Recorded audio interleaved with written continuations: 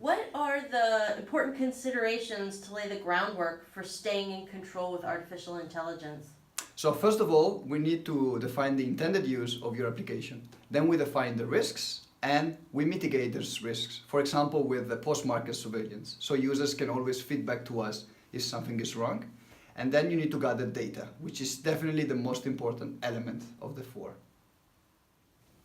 You said that data is the most important thing.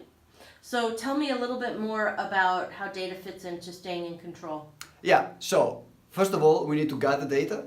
So we need, of course, as much data as possible, but not too much. It's a sweet spot. Because then we need to clean the data to make it fit our systems and our needs, our intended use, as stated before. And then we select, within this data, useful features for our intended use again. All these three actions, they allow us to be in control of our data, which is the most important thing.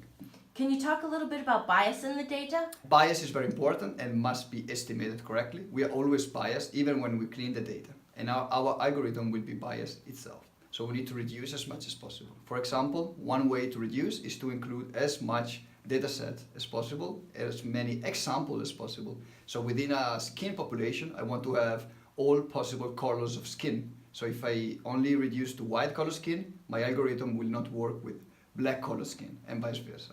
Just a couple days ago, the FDA came out with a discussion paper on AI. Can you tell us a little bit about the framework they suggest for validating AI? So FDA now wants to catch up with regulations because technology have been very, very quick. So now they released a new paper and they want feedbacks. It's very important to acknowledge that the first thing they require is a quality management system that proves that companies and business are excellent in what they're doing and they are in control of the processes.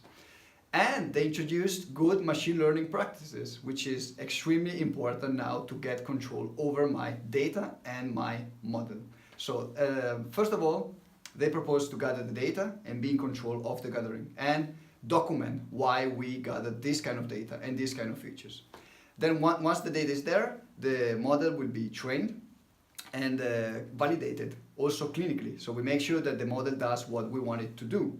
Then we deploy this data into the application and everybody will use the application for intended use and new data, real data in the wild will be used and will feedback us internally. So we need then to control the data again and bring it in the new algorithm. And this process will repeat and repeat continuously to improve our application and the safety and quality of our application. What about the EU? Have they come up with any specific guidances for AI in life science? So EU has built a commission which role is to establish how to govern and manage AI in general, not specific for life science, in European Union.